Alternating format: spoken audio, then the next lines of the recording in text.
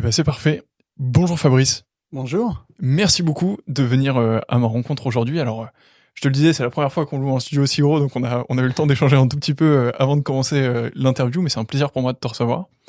On va évidemment parler de beaucoup de choses, puisque t'as un parcours dont on parlait un tout petit peu ensemble, qui est à la fois déjà conséquent et puis qui est très varié en termes d'approche, en termes de typologie aussi de postes, de dégustation et tout ça. Mais je vais garder le suspense sur tous ces sujets-là et je vais te laisser te présenter. Alors bonjour, je m'appelle Fabrice Sommier, je vais avoir 54 ans. J'ai 3 enfants, 3 garçons. Et j'ai eu la chance de naître dans cette belle région du Berry, donc dans le centre de la France, d'une famille modeste d'ouvriers et issue de ce qu'on appelle volontiers la paysannerie, mais effectivement, mes grands-parents étaient plutôt dans l'agriculture. Plutôt, c'est plus facile de dire la polyculture que l'agriculture, puisqu'à l'époque, on faisait pas forcément que de l'agriculture, on faisait de l'élevage, on faisait aussi de la vigne et choses comme ça. Donc, c'était vraiment la polyculture. Donc, je suis né et j'ai grandi dans cet esprit du bien manger, du bien boire et des respects des valeurs paysannes et ça m'a forgé un certain caractère. Alors justement, j'ai lu un petit peu sur ton site internet avant cette interview. Normalement, je prépare pas beaucoup, mais là, je l'ai je l'ai quand même un peu fait. J'ai lu justement que c'était ton grand-père, je crois, qui te Ouais. faisait déguster un peu de vin. Alors, mon grand-père était un monsieur très rude, hein. Il avait perdu sa femme pendant la guerre en 40, donc il a été tout seul très longtemps. Et mon grand-père est un homme très très rude, très le vrai paysan. Hein. Je sais pas si on peut citer des films. Quand tu vois l'affaire Dominici, mon grand-père c'est un peu le père Dominici hein, dans l'esprit, sans l'homicide, mais vraiment quelqu'un de très très dur, mais très humain aussi en même temps, avec beaucoup de pragmatisme. Et lui, lui, il y avait pas de souci. Et lors du 14 juillet 1972, mes parents étaient partis voir le feu d'artifice. Lui, il m'a fait faire le tour des barriques et on a goûté. J'avais 23 mois hein, et j'ai goûté à la pipette tranquillement quelques Oberlin qu'il faisait quoi.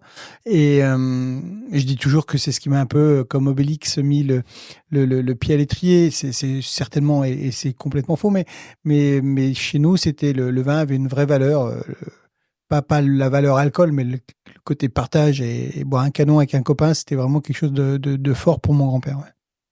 Oui, et puis enfin, je suppose que ça a toujours été un objet de fascination, ou en tout cas un souvenir pour toi d'avoir eu cette dégustation. Ou peut-être que c'est venu plus tard, d'ailleurs, peut-être que tu t'es rendu compte de ça plus tard. Je crois pas que c'était les souvenirs que j'ai, c'était les souvenirs passés avec lui. Quand il m'emmenait ramasser, alors quand t'es gamin, je vais te dire, ramasser des patates, ramasser des asperges, te baisser, trier les haricots verts, aller chercher des noix, enfin, mais en fait, avec lui, toutes ces tâches qui étaient quand même pas simples et un peu ingrates devenaient du plaisir parce que je passais un moment avec lui et qu'il était déjà très vieux et qui voyait pas toujours très très clair, mais qu'il avait cette voilà, il était profondément gentil et il avait envie qu'on partage des moments ensemble. Donc c'était ça là pour moi la vraie structure du moment. C'était pas je me rappelle de plein de choses que j'ai goûté avec lui et ma grand-mère, alors de l'autre côté, la mère de ma mère, par exemple, c'est elle qui m'a éduqué vraiment parce que ma mère avait des problèmes de santé. C'est elle qui m'a éduqué et c'est elle qui m'a appris à cuisiner. C'est elle qui m'a appris plein de choses. Donc oui, je pense que les grands-parents sont des valeurs non pas refuge, mais ce sont des belles valeurs qui t'amènent moi qui m'ont amené l'éducation du goût. Ouais, je partage beaucoup ça. Moi, je réfléchissais beaucoup aux relations que j'ai avec mes grands-parents. J'ai la chance d'en avoir encore 3 en ce moment, donc je réalise à quel point en fait je suis chanceux de ça et je faisais le point aussi sur tu vois ce qu'ils m'ont apporté ces 27 dernières années. Et je me dis que Mmh. c'est incroyable en fait. C'est de l'amour pur, Pur. c'est du Ouais, c'est partage ça, ouais. complet. Enfin il y a aucun intérêt, il y a aucun. Enfin c'est vraiment c'est vraiment purement des moments de partage. Ouais. Et Ouais. puis les grands-parents n'ont pas l'obligation d'autorité, entre guillemets, Exactement. donc tu fais plein de choses avec eux que tu ferais pas forcément avec tes parents quand t'es gamin. Donc voilà, c'était un peu ça. Et très vite, par contre, j'ai eu la chance aussi de, de, de comprendre que dans la vie, il fallait vraiment avoir de la culture. Si t'as pas de culture, enfin, je veux dire, t'es foutu. Et dès l'âge de 10 ans, j'ai commencé à beaucoup lire. Et quand je dis beaucoup lire, je lisais au moins 2 livres par semaine. Ah oui. Et de tout. En fait, je me suis pas cantonné à. J'ai lu tout un tas de BD, bien sûr, comme tous les gamins, mais aussi des bouquins plus. J'ai lu tout Molière, Racine. J'ai lu des choses que je comprenais pas avec un dictionnaire parce que j'avais besoin d'un dictionnaire pour des mots que je comprenais pas. Mais j'ai lu aussi. Je suis un fan. De San Antonio et de Frédéric Dard. Tous les bouquins de Frédéric Dard, c'est de la poésie, en fait. Pour moi, c'est de la poésie. Et puis tous les grands classiques étrangers comme Goethe et choses comme ça. Et il y a un livre que je lis tous les ans, que je relis au moins une fois par an, voire 2, 3 fois des fois, mais c'est Le Petit Prince de Saint-Exupéry. Ah ok. Et parce que je pense que à chaque fois que tu le lis, tu redécouvres des choses que tu semblais un peu enfouies. Et la lecture que tu as quand tu as 10, 12 ans et la lecture que tu en as quand tu as 50 ans, elle est complètement différente. Et c'est un vrai beau traité de philosophie, si je puis dire, sur la vie. Et il y a de belles choses, ça raconte de belles histoires. Ouais, c'est marrant, je pense que j'ai dû le lire une fois ou peut-être 2 fois en étant jeune. Enfin, plus jeune qu'aujourd'hui, parce que j'ai encore... j'ai pas la prétention de dire que je suis âgé, quoi. Mais je pense que je me suis pas rendu compte de ça. Non. Et t'es pas la première personne qui Mais reparle du c'est Petit ça. Prince et tout ça, et je pense que je devrais le relire, ouais. Si tu veux, dans Le Petit Prince, il y a des vrais fondamentaux de vie et que tu ne vois que quand tu es des fois au bord d'un problème ou choses comme ça. Mais c'est aussi c'est un très très beau livre qui parle de plein de choses sur l'amitié, sur l'amour, sur l'amitié, sur la tolérance et choses comme ça. Et je pense que c'est un livre qu'on lit quand on est jeune et il faut le relire de temps en temps pour reprendre un petit peu des belles choses quoi dedans quoi. Compte sur moi, mais écoute, dès que j'ai fini ma lecture actuelle, je lirai Le Petit Prince. Venons-en en vin, donc comment est-ce que toi t'en es venu là? Donc t'as ces souvenirs de dégustation, Oui, alors de partage de moments, mais c'est venu un peu après, je crois que ton père t'emmenait au restaurant. ouais, non, en ça, fait, j'avais un grand-oncle qui avait un petit peu plus d'argent dans la famille et il nous emmenait au restaurant une fois par mois à peu près, dans des restos mais on allait souvent dans un petit restaurant où il avait ses habitudes et on goûtait des vins. Enfin, il goûtait, tu vois, c'est une appellation Côte-du-Rhône ou un Bourgogne-Pastougrin ou des choses un peu simples, mais qui étaient de très bon goût. Hein. Maintenant, les tarifs sont un peu délirants, mais à l'époque, tu pouvais boire une jolie bouteille de vin sans te ruiner. Et j'aimais bien. J'aimais bien l'ambiance du restaurant. En fait, ce qui me plaît dans un restaurant, c'est cette ambiance, c'est cette communauté qu'il peut y avoir. Et un jour, la patronne, qui est une très grande amie de mon oncle, mon grand-oncle, elle lui dit qu'elle était un peu dans le jus. Je lui dis, bah, si tu veux, moi, je peux t'aider. Et elle m'a regardé, je devais avoir 12, 13 ans. Elle m'a toisé un peu du regard. Et puis elle a dit, vas-y. Et puis en fait, je l'ai bien aidé. Et après, elle m'a pris pour les vacances scolaires, et ci, ça et l'autre. Ça a commencé comme ça. Et puis après, j'allais faire le nettoyage derrière le bar, donc j'ai regardé les bouteilles, je me suis intéressé, j'étais rangé la cave, et je pense que petit à petit, là, je j'ai pas été piqué par un virus autour du vin. J'ai vraiment été piqué par la restauration, le côté de faire plaisir aux gens, le service. Et c'est vraiment ça qui m'a excité d'abord au départ. Et ensuite, j'ai eu la chance quand je suis rentré au CFA, donc au Centre de formation des apprentis à Châteauroux, de rencontrer une professeure extraordinaire qui était Madame Pro, qui est toujours vivante, Jacqueline Pro, qui est une femme géniale. Et grâce à elle, je pense que j'ai découvert ma voie parce que tout simplement parce que à ce moment-là, j'étais un garçon, alors doué, c'est pas le mot, mais j'étais un garçon plutôt habile en français, anglais, maths et tout. Donc en troisième, j'aurais pu aller en seconde. Et comme mes parents n'avaient pas les moyens de me payer l'école hôtelière, j'ai des prix à tonneau, mais ils pouvaient pas payer l'internat et tout. J'ai décidé de faire un apprentissage. Sauf que quand tu rentrais à l'époque en apprentissage, le niveau des matières générales était quand même plutôt, non pas faible, parce que ce serait être irrespectueux, mais il était plus bas que pratiquement une troisième. Donc moi, je me suis très vite ennuyé là-dedans. Et donc on m'a filé des bouquins et les premiers bouquins qu'elle m'a filés, c'était sur le vin. Et j'ai dévoré ça avec beaucoup de passion. Et je pense que la vie est faite aussi de rencontres, puisque la deuxième rencontre que j'ai faite, c'était avec un chef de cuisine qui s'appelle Jean Bardet, qui avait 2 étoiles Michelin, et qui m'a dit, mais toi, tu as une bonne gueule de sommelier, et je pense que tu ferais bien viens travailler chez moi, et moi, je te paye tes cours du soir pour faire la sommellerie. Et je suis parti comme ça, le pied à l'étrier directement, et il m'a amené plusieurs passions. Il m'a amené bien sûr la passion du vin, mais surtout ce que j'avais déjà au fond de moi, c'est la passion de la cuisine, d'aimer manger, d'aimer déguster, d'aimer travailler des produits. Je pense que j'aurais pu faire un beau parcours en cuisine. Mais le service me plaisait énormément également. Et puis, il m'a amené l'amour du cigare. Il m'a fait partager le premier cigare que j'ai fumé, c'était avec lui. Et il m'a expliqué, il a pris le temps. Et moi qui étais un enfant, hein, j'avais 18 ans, je savais rien faire. Je sortais de ma campagne où j'avais été en apprentissage dans la Creuse avec des gens fabuleux qui habitent toujours là-bas d'ailleurs à Guéret, Jean-François et Lucie Rodalec. Et si tu veux, j'avais tout à apprendre. Je dis pas que j'étais une pierre brute. Il n'en a pas fait un diamant, mais il a dégrossi beaucoup de choses en moi. Et surtout, il m'a donné une clé qui m'a toujours suivi toute ma vie, c'est la curiosité. Ne jamais croire que tout est acquis, ne jamais penser que tout est acquis et toujours être curieux et aller à la découverte. Ça, c'est sûrement quelque chose, si t'es sommelier mais que t'es pas curieux, c'est très certainement incompatible. Ouais, mais tu sais, il y a aussi il y a des sommets de salon, hein. Alors, je vais pas me faire que des copains, mais et en tant que président de la sommellerie française, je devrais des fois être un petit peu plus dans la diplomatie, mais c'est pas mon ADN, la diplomatie. Je pense que de temps en temps, il faut savoir dire aussi les choses. Et je pense qu'il y a des sommets, ce que j'appelle les sommets de salon, c'est les mecs qui sont jamais allés chez les vignerons, qui vont jamais chez les vignerons, et ça, c'est dommage parce que il y en a de moins en moins parce que les jeunes sont curieux. Et moi, tu vois, quand je prône quelque chose dans une école, que ce soit pour des sommeliers ou autres, hein, même des cuisiniers, soyez curieux, allez voir ce qui se passe. Ne croyez pas tout ce qu'on vous dit non plus. Et il n'y a rien de complotiste là-dedans. C'est soyez juste, allez vérifier les informations. Parce que nous, à l'époque, moi, je me rappelle quand tu révisais des cours, t'écrivais à l'INAO à Paris, t'attendais qu'on te renvoie les fichiers papier que tu classais tu mettais dans un classeur. Tous les mois, tu t'étais abonné, donc tu recevais tes trucs, tu surlignais, t'apprenais tes. Maintenant, tu vas sur Légifrance, enfin, je veux pas faire de pub à qui que ce soit, mais tu vas sur Légifrance, t'as toutes les informations que tu as besoin sur une appellation d'origine contrôlée. Donc, c'est quand même extraordinaire de pouvoir avoir cette connaissance, à condition d'en faire bon escient.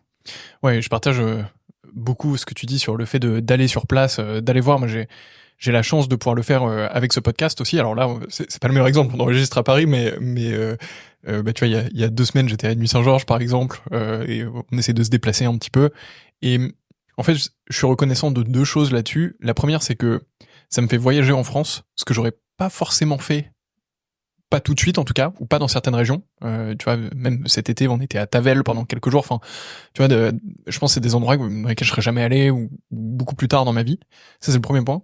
Et le deuxième point, c'est dans mon apprentissage du vin. En fait, je conçois pas qu'on ne puisse pas aller sur place. Enfin, tu vois, quand tu vois les collines, quand tu vois l'endroit dans lequel t'es, que tu le parcours à pied, que tu fais 15 km à pied dans la journée pour te balader d'un point A à un point B, machin.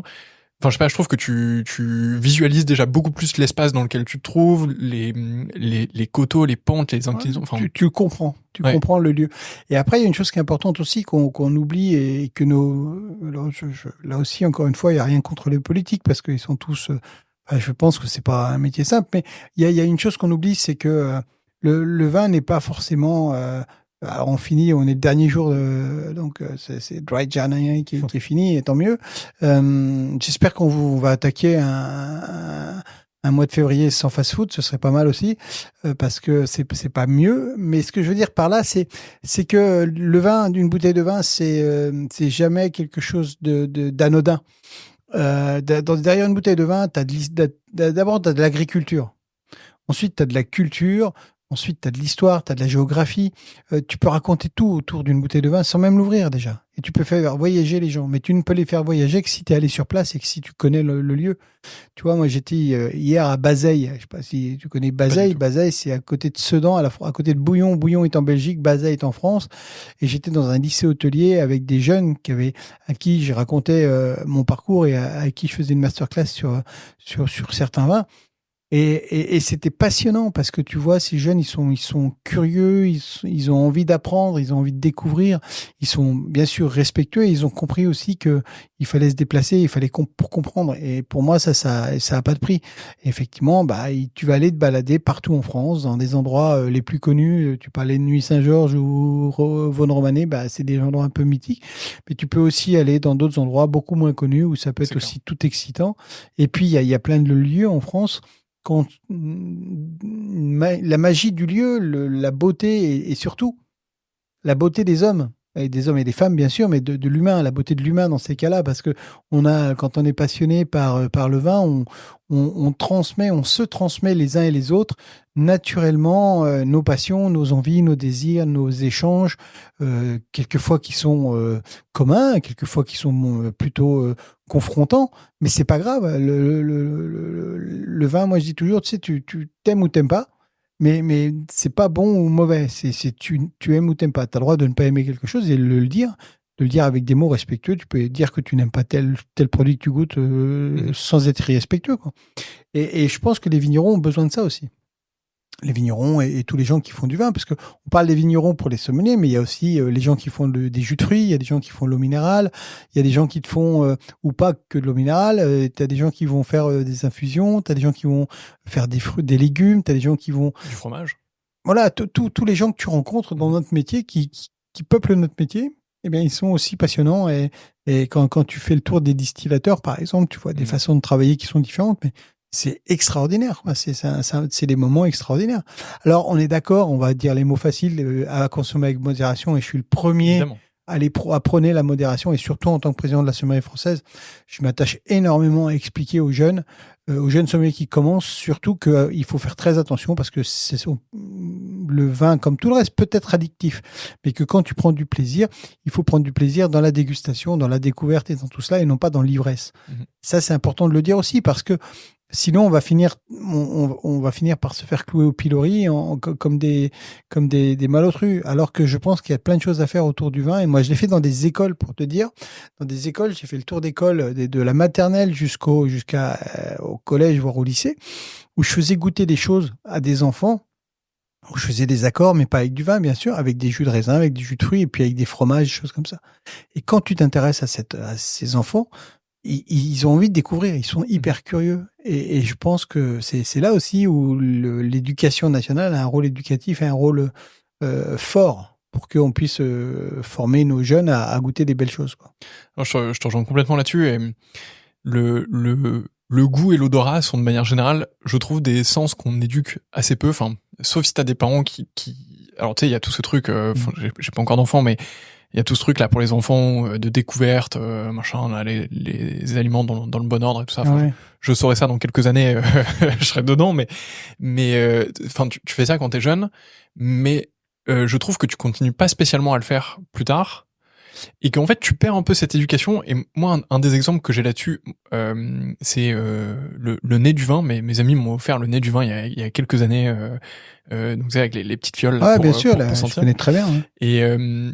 Et en fait, c'est ultra frustrant parce que tu sens des trucs, tu dis ça, soit je sais pas ce que c'est, soit ça me rappelle vaguement quelque chose, mais en fait, tu t'as le sentiment de connaître et en même temps t'es pas éduqué dessus, t'as du mal à aller, enfin. Mais c'est pas que t'es pas éduqué dessus, c'est que dans ces cas-là, tu goûtes et tu manges en inconscience. C'est-à-dire Freud disait, t'as deux possibilités. Soit t'es en conscience, soit t'es en inconscience. L'inconscience, c'est effectivement, t'as soif, tu prends un verre d'eau. Tu te poses pas la question, c'est de l'eau, elle est du robinet, donc elle est propre à boire, donc tu la bois et tu te poses pas la question du goût qu'elle a. Tu prends une bouteille d'eau, tu sers un verre d'eau, tu la bois. Si tu prends une seconde de plus pour goûter cette eau, pour l'analyser, pour voir quelle texture elle a, pour voir quel goût elle a.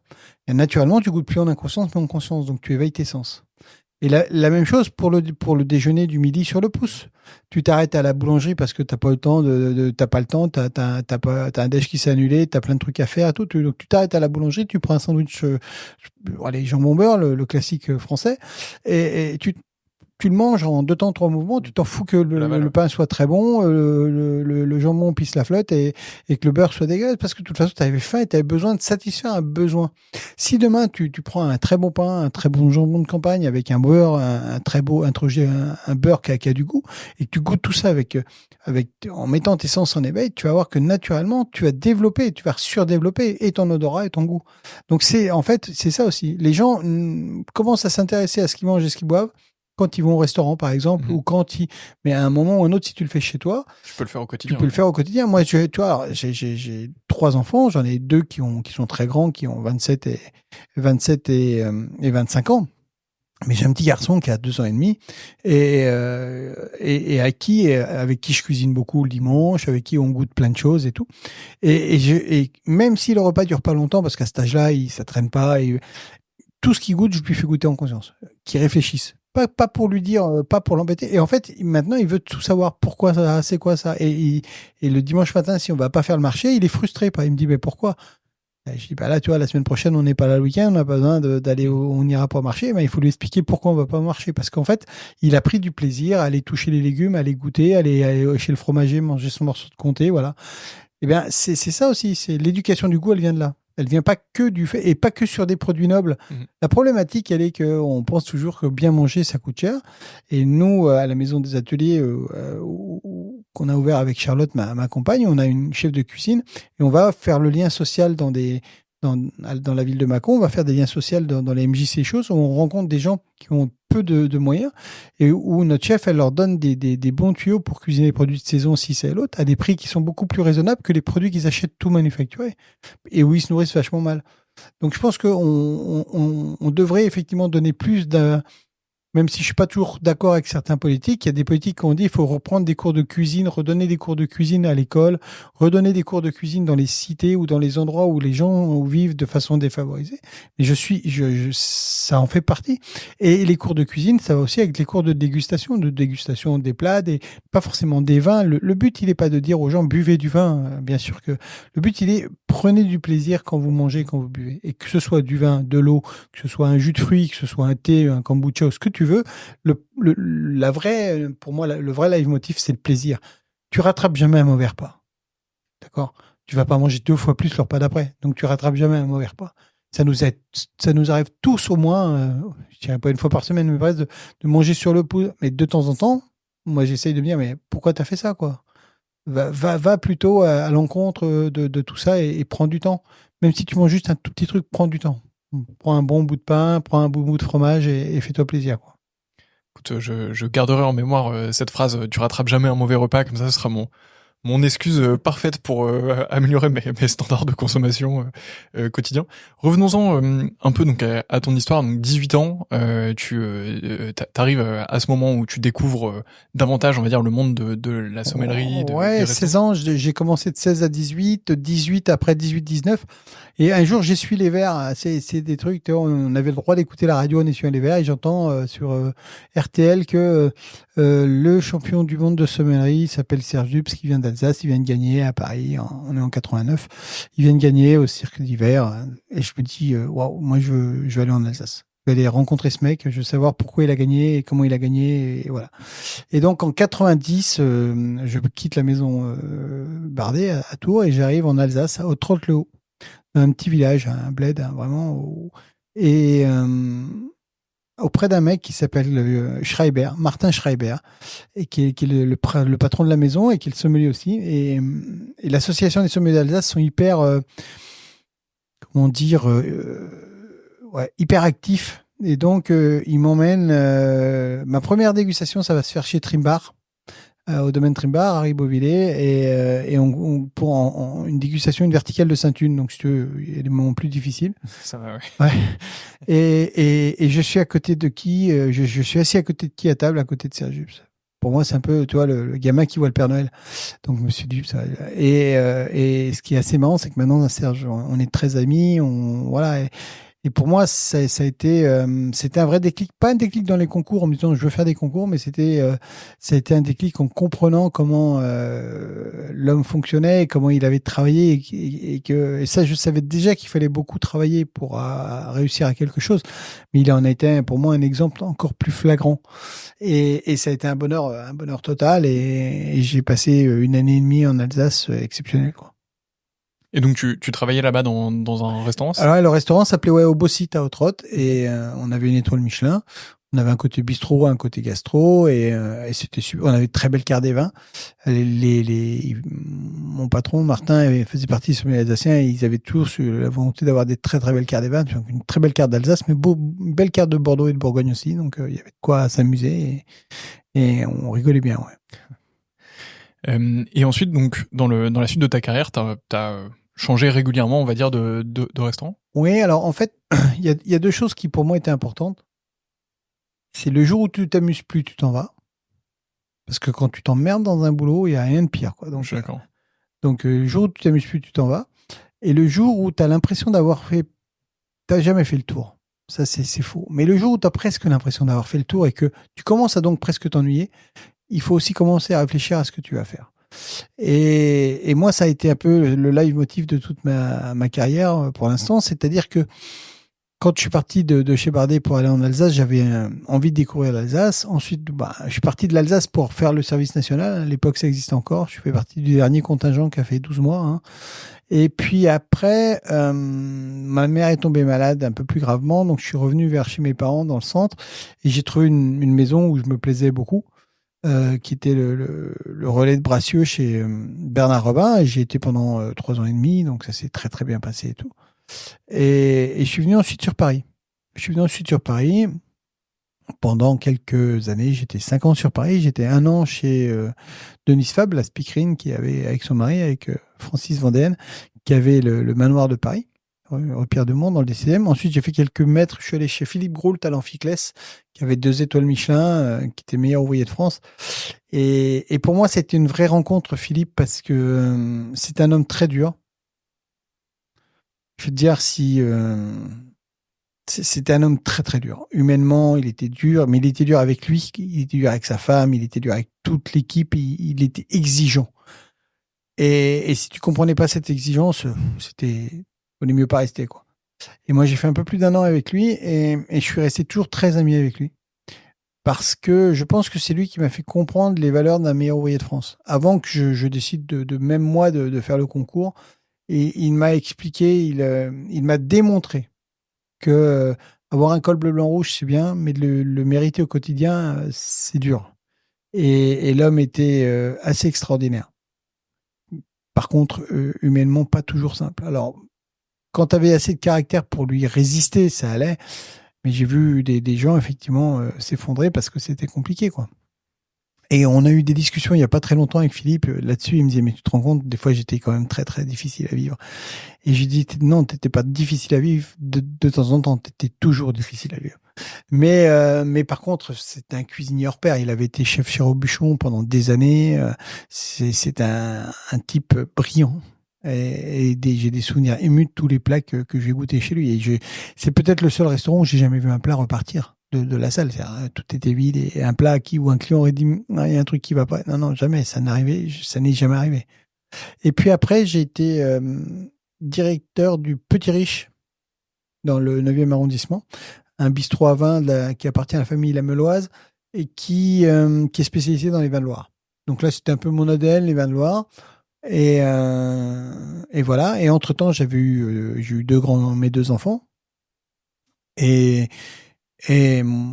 ma compagne à l'époque a décidé, on a décidé en commun de quitter Paris pour la province. J'ai fait un premier stop à Saulieu pendant quelques mois où je m'entendais très bien avec Bernard Loiseau, mais l'environnement me plaisait moyen et surtout les équipes, j'arrivais pas à m'adapter. Alors j'ai malheureusement perdu ma mère à ce moment-là, donc je pense qu'il y avait tout un mélange de plein de choses. Donc c'est pas forcément la faute des équipes, c'est je pense un peu tout un tas d'éléments qui n'étaient pas en adéquation. Les planètes n'étaient pas alignées.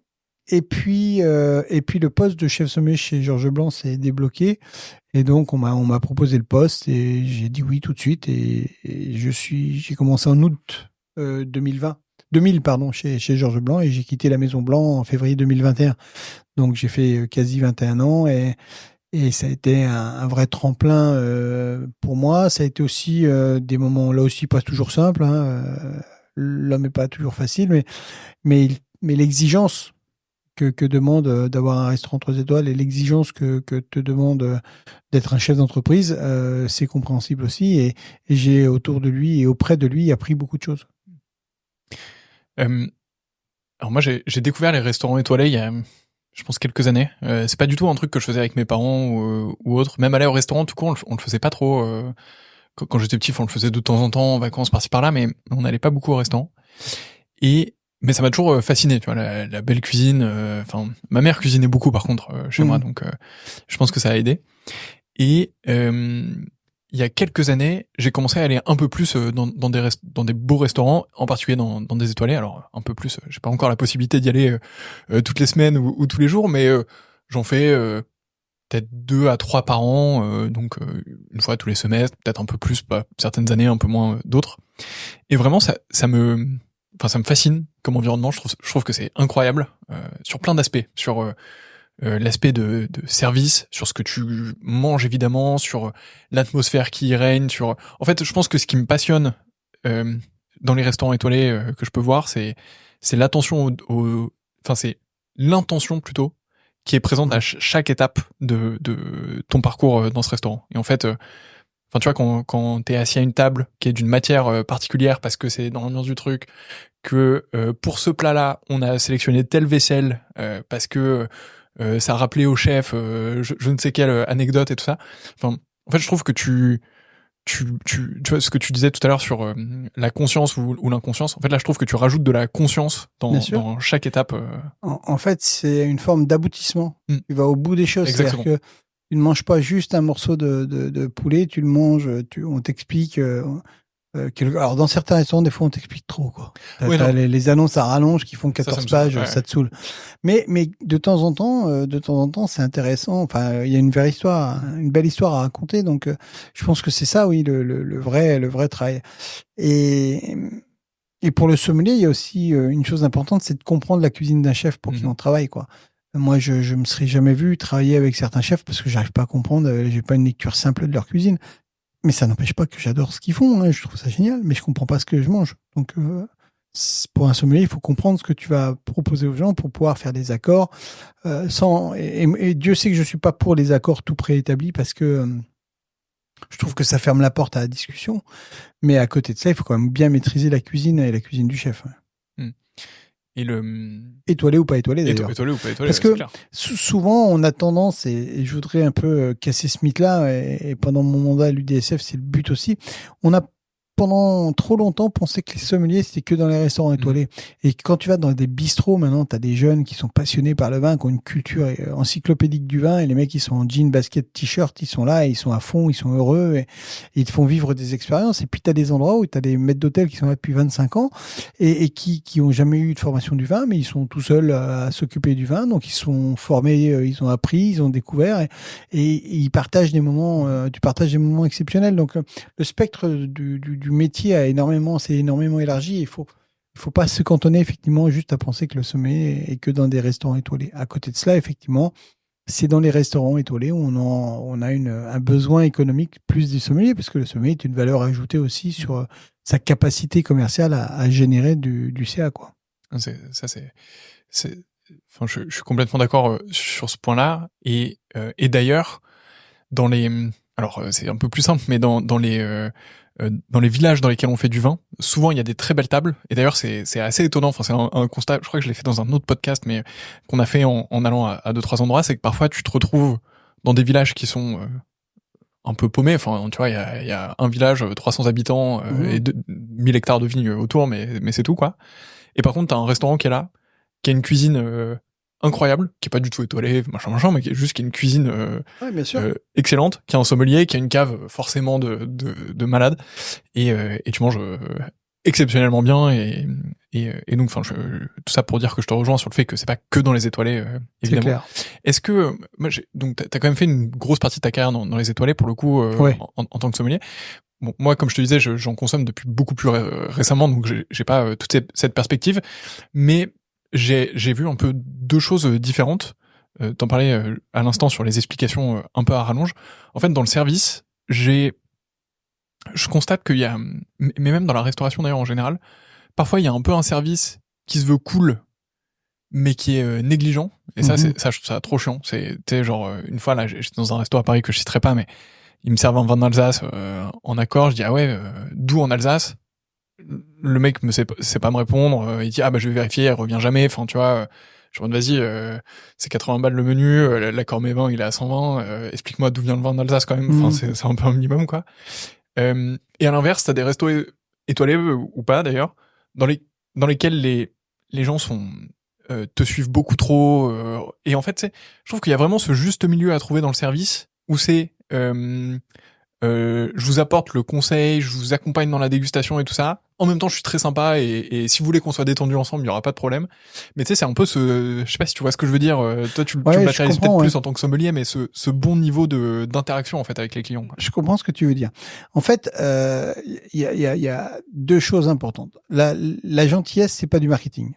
Donc tu peux pas marketer, tu peux pas entre guillemets faire du faux semblant. Soit t'es sympa, soit t'es un con, quoi. Mais je veux dire, après il y a pas de juste milieu, quoi. C'est voilà.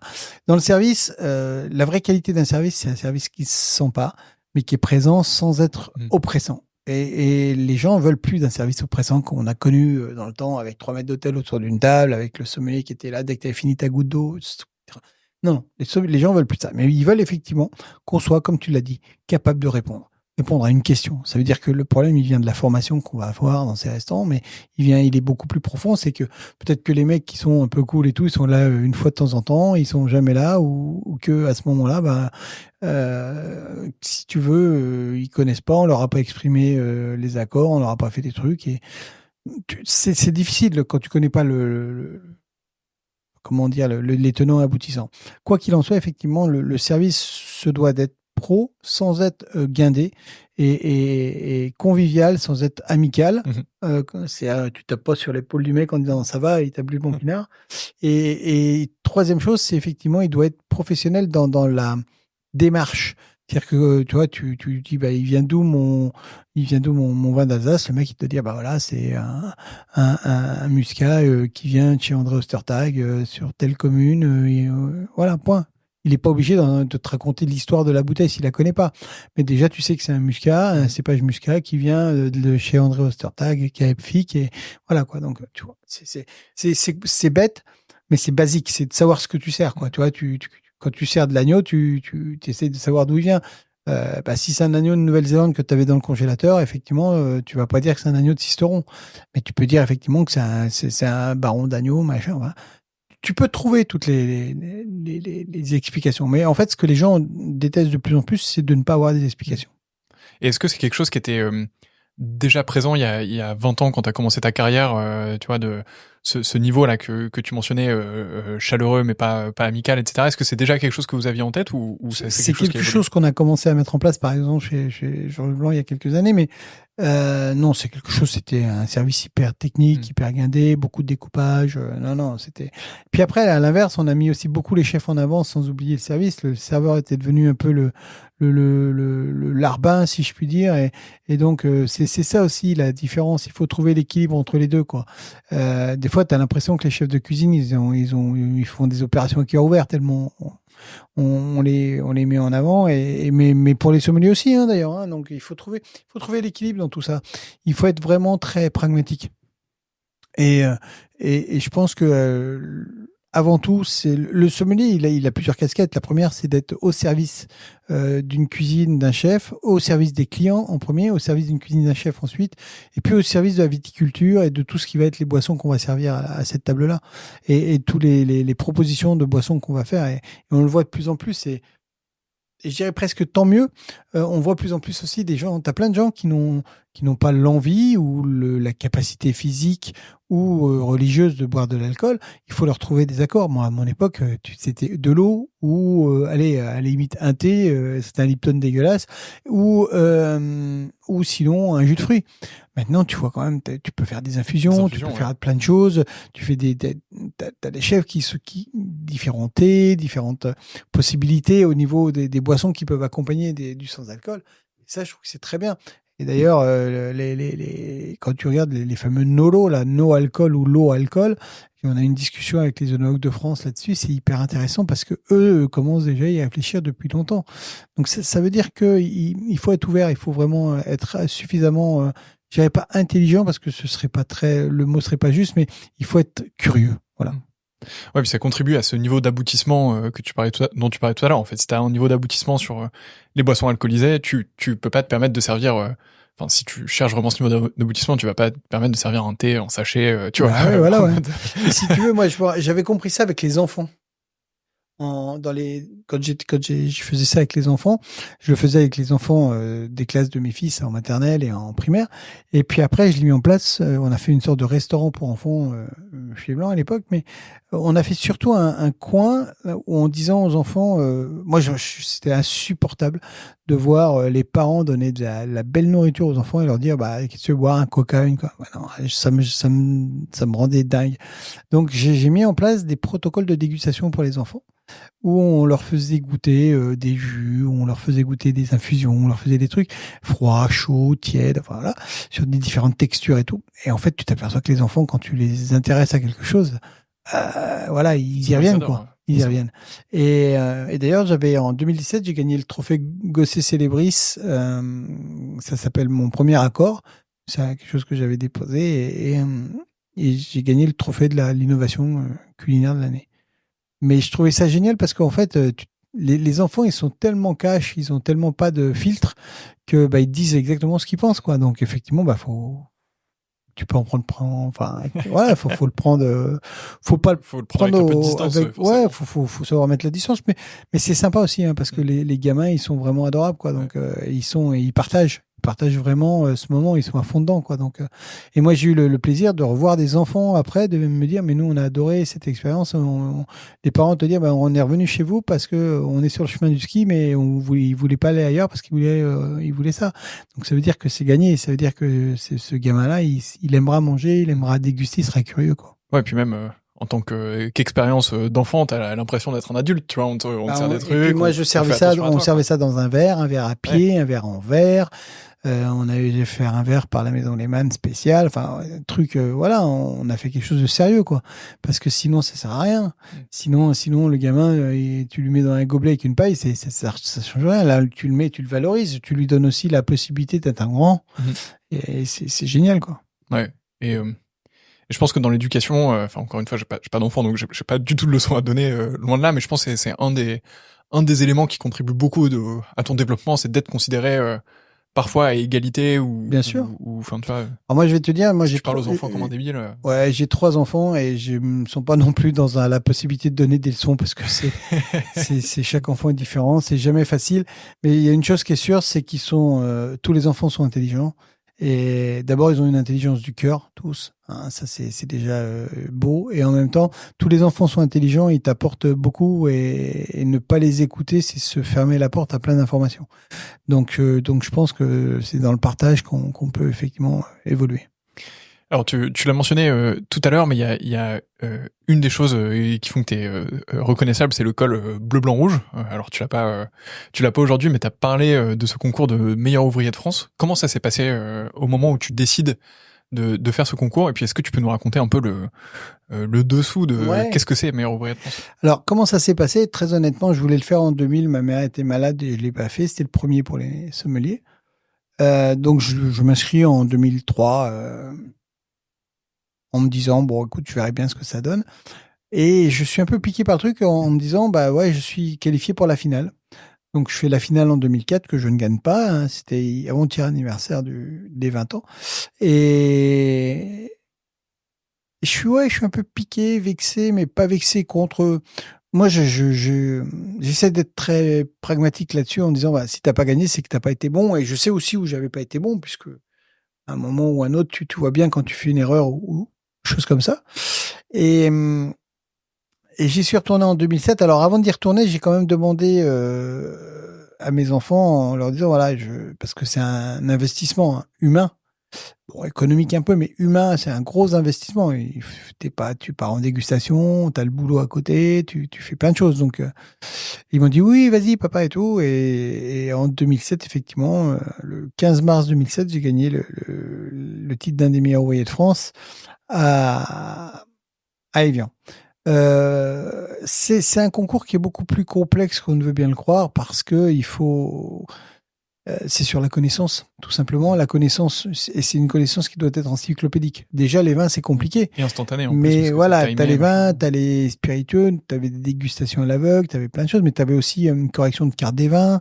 Donc, il faut avoir le côté législatif en tête. Et puis, on avait comment créer, expliquez-nous comment en 8 minutes vous pouvez créer une semaine gastronomique autour du fromage, enfin vraiment des choses avec de l'économie, des choses avec mais ce qui est entre guillemets notre métier de tous les jours, hein, comme sommelier.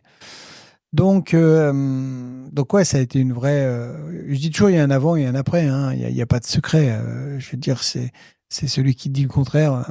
Et quand tu parlais des relations avec les chefs, c'est énorme. C'est-à-dire que des fois, tu faisais des salons, tu voyais des chefs, ils te disaient bonjour de loin, et une fois que tu deviens meilleur ouvrier de France, ils le sont aussi.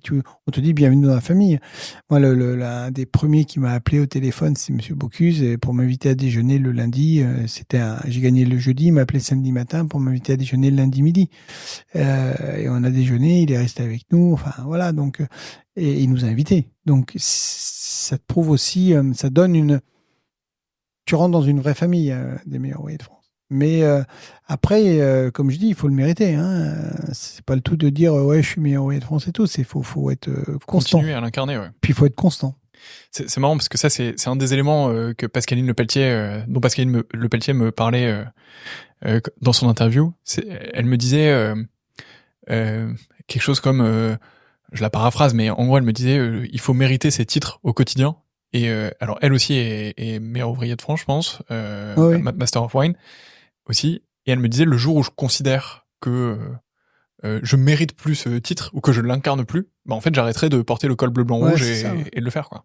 En fait, alors, je crois pas qu'elle soit Master of Wine, mais elle est Master Sommelier. Ah d'accord, ok.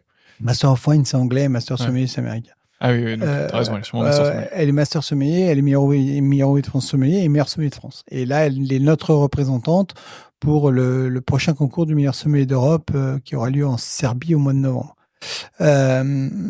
Et auquel on va pas lui mettre la pression, mais on a une équipe de France qui derrière va la supporter pleinement dans tous ses entraînements. Et je pense que oui, c'est ça, il faut le mériter. C'est pas le mériter. Tu as dit un mot juste, c'est l'incarner. Et c'est aussi une chose qui est importante, c'est de transmettre. Et c'est Saint-Exupéry qui dit quand tu fais les choses pour toi, elles restent pour toi, et quand tu fais les choses pour les autres, bah ça reste après toi. Et pour moi, c'est important d'être dans la transmission, totalement dans la transmission. Transmission des valeurs, mais dans transmission du savoir, et puis le savoir-faire et le savoir-être. Donc c'est ça aussi le métier de meilleur ouvrier de France.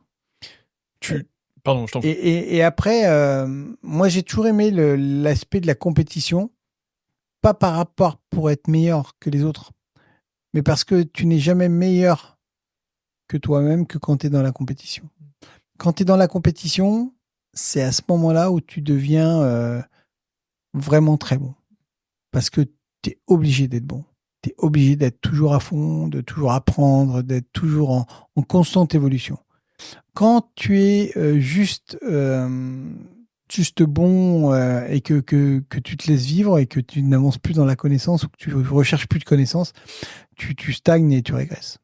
Ouais. C'est le cas aussi dans le sport d'ailleurs. Sûr. Tu vois, moi je fais un petit peu de course à pied, un petit peu de triathlon, et en fait il y a une grosse différence entre l'entraînement que tu fournis au quotidien et l'entraînement que tu fournis au quotidien quand t'as un dossard et que tu sais que tu prends le départ d'une course dans 6 mois. Bah en fait t'es en mode en fait ma sortie longue là je vais la faire parce que sinon je vais le payer et t'as envie de bien faire le truc, quoi. T'es en mode warrior, quoi. Exactement. Ouais, tu trouves pas d'excuses en fait. Non. T'es dans la discipline. Et tu sais, dans la vie, les mauvais ont des excuses quand les bons ont des solutions. Ça fait une deuxième citation que je vais te prendre pour aujourd'hui. Alors tu parlais un tout petit peu là de justement Pascaline qui est représentante de l'équipe de France pour les championnats d'Europe, mais donc ça fait lien vers ce que tu fais à l'union des sommeliers. Est-ce que tu peux nous expliquer un peu qu'est-ce que c'est que cette union, qu'est-ce que vous faites, comment est-ce qu'on en devient président, enfin est-ce que tu peux nous donner un peu alors l'UDSF c'est une association. Alors, l'UDSF, c'est une union d'associations. Il y a 24 associations en France métropolitaine et Dom-Tom. Hein. On a la Guadeloupe, on a la Réunion, on a Sainte-Lucie, Saint-Barth. Et c'est une union d'associations de sommeliers. Et c'est 24 présidents et leurs délégués, hein, puisque suivant le nombre d'adhérents que tu as dans une association, tu as un nombre de délégués vont voter pour élire leur président.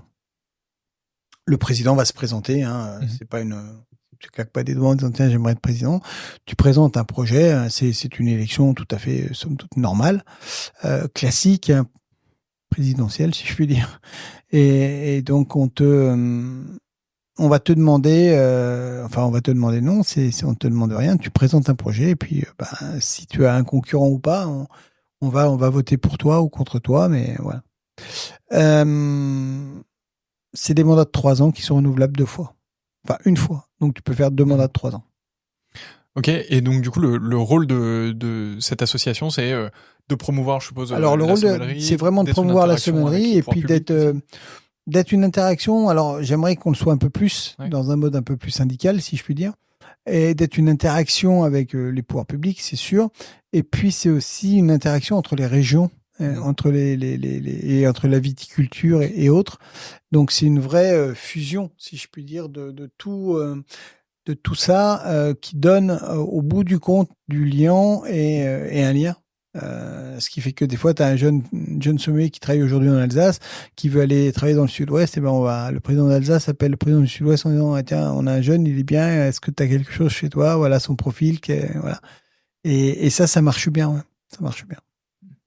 Ouais, c'est un peu, ça institutionnalise un peu les Alors, relations. voilà, c'est ça, c'est une institution. Après, ce que moi je recherche aussi, c'est d'amener un petit peu plus un peu plus de peps, un peu plus de jeunesse aussi, un peu plus de,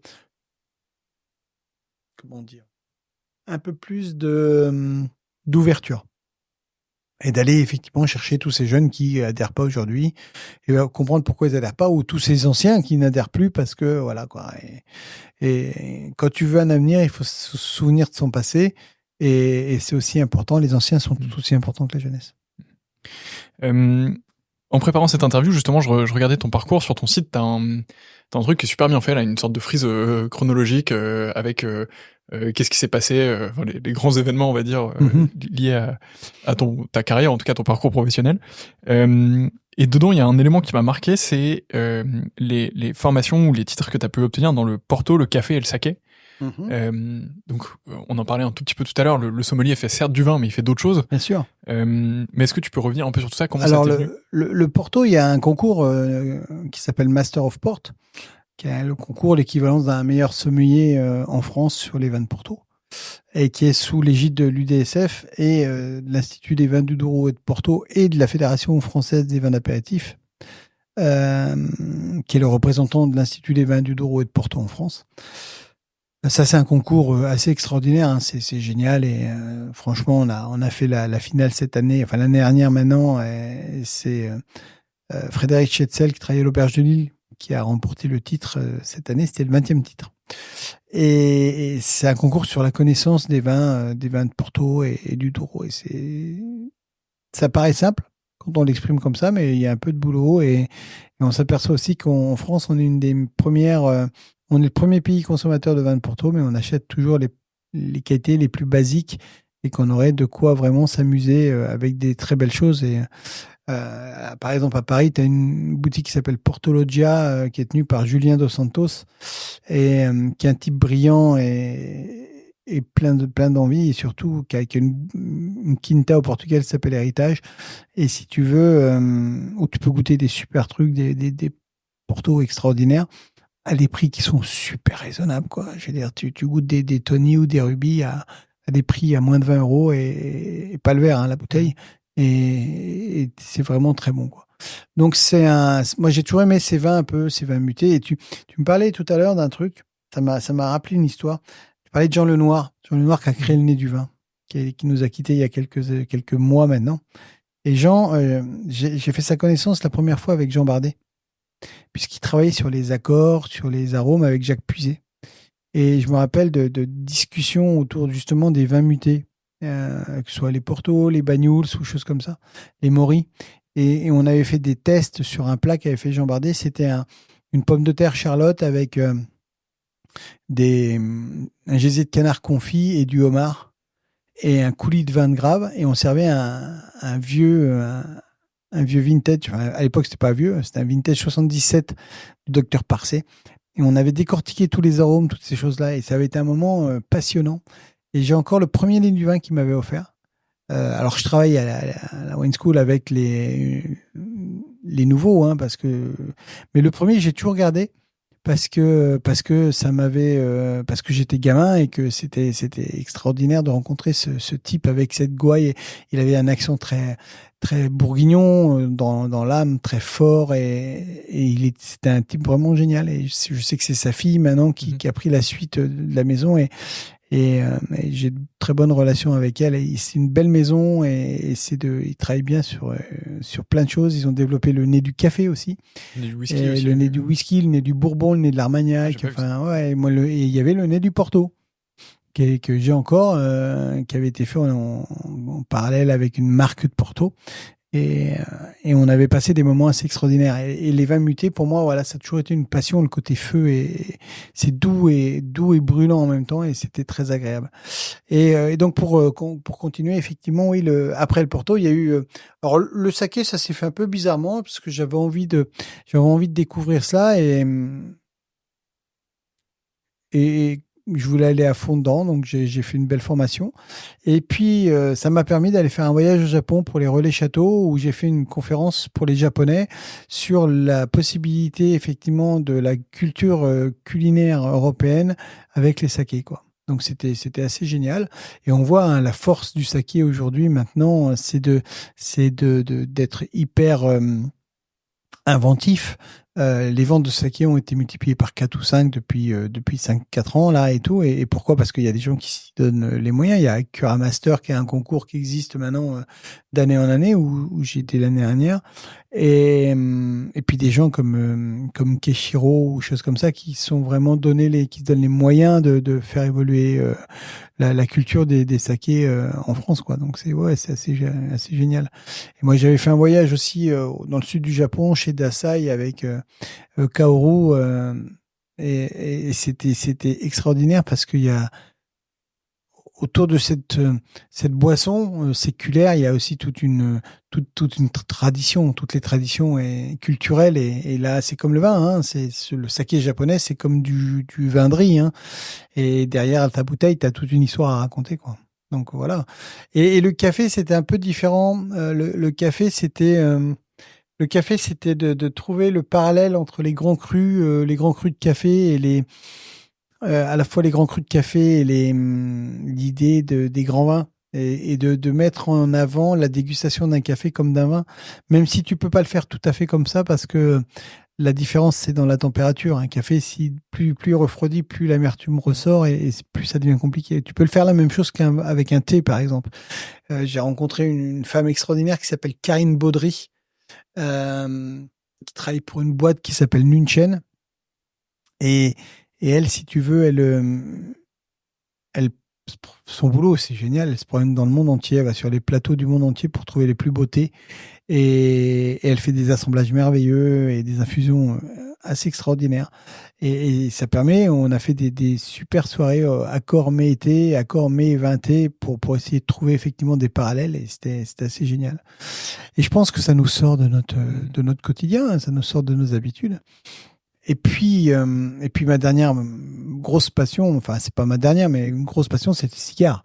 Et j'ai été le seul Français, donc le seul Européen à gagner 2 années de suite à Cuba le meilleur accord mondial entre un cigare La classe. et une boisson. 2 années de suite. La première année, c'était avec Château Yquem.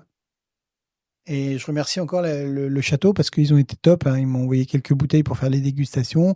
Ils m'ont envoyé quelques bouteilles pour partir à Cuba avec, pour faire le testing là-bas, faire une conférence là-dessus.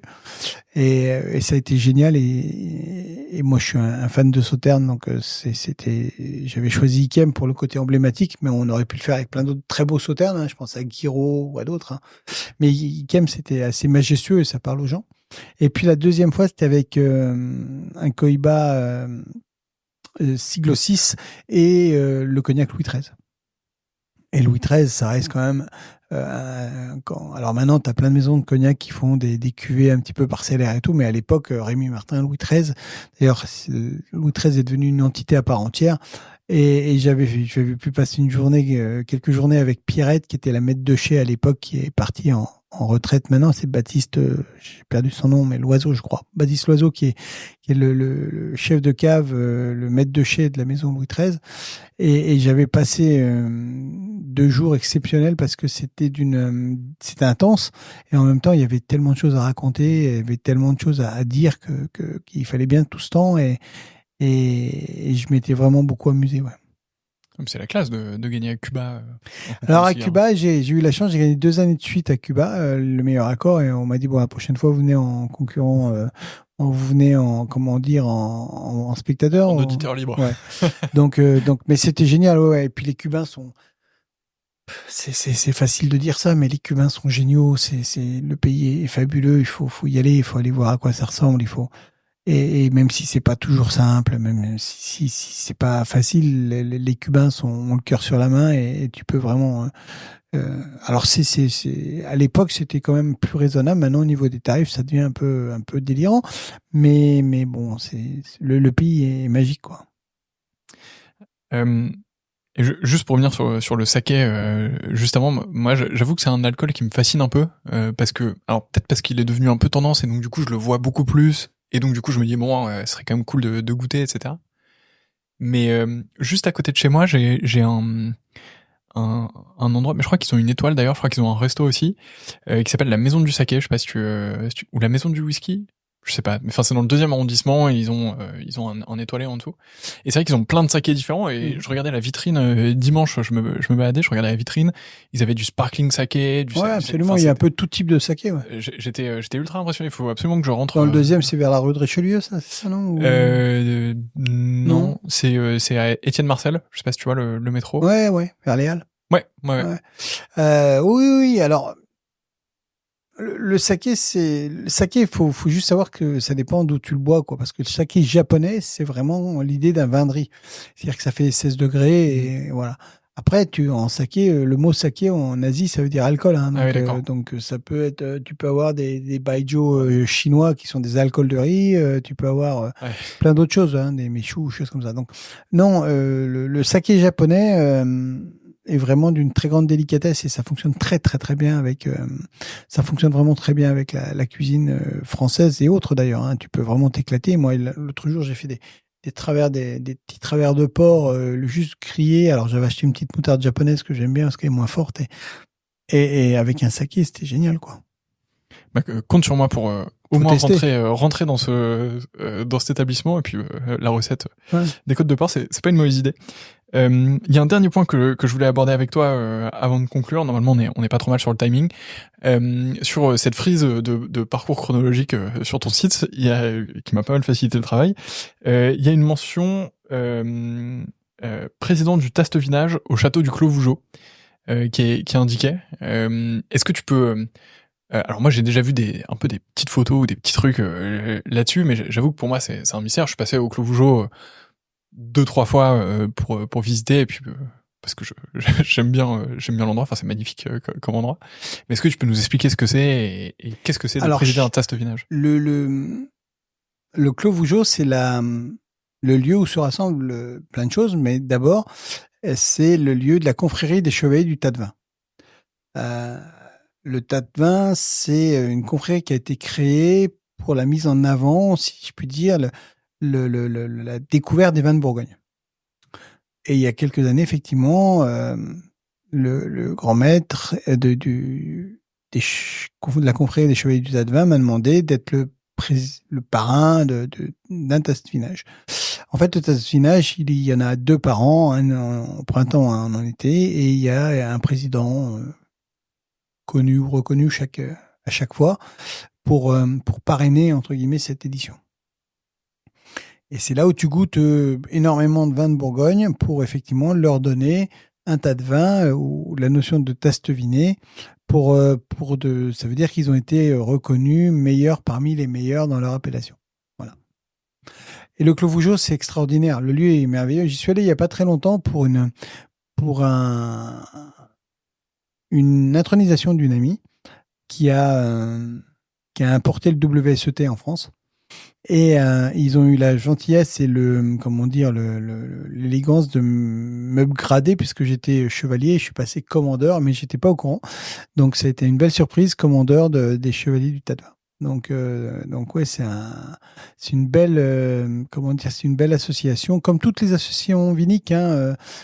toutes les confréries bachiques, que ce soit les centurions de Probus en Côte-Rôtie, que ce soit les chevaliers du Tas de Vin en Bourgogne, que ce soit la Jurade de Saint-Émilion ou la confrérie de Bontemps en Médoc et en Sauternes, enfin et puis les plus petites, les entonnoirs rabelaisiens de Chinon ou autres, il y en a tellement que on peut pas faire la liste. J'ai eu la chance d'être intronisé dans quelques-unes, la confrérie Saint-Étienne en Alsace et autres, et je pense que il y a un côté folklore dans tout ça.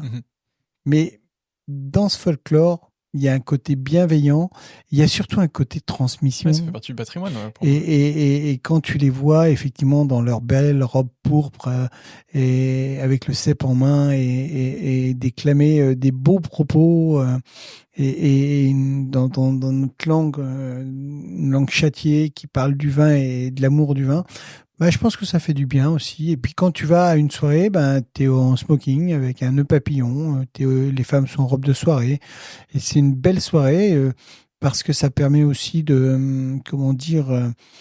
ça permet aussi un peu de mettre un peu au milieu de cette entre guillemets paysannerie dont je parlais au départ, remettre un petit peu d'élégance et les paysans, qu'ils soient en côte sur leur tracteur ou qu'ils soient en smoking à ce moment-là, et ben ils sont tout aussi élégants, mais ils ont un amour de ce qu'ils ont fait et ce qu'on nous sert dans les verres ou dans les assiettes, et ben il y a un vrai respect de nos territoires.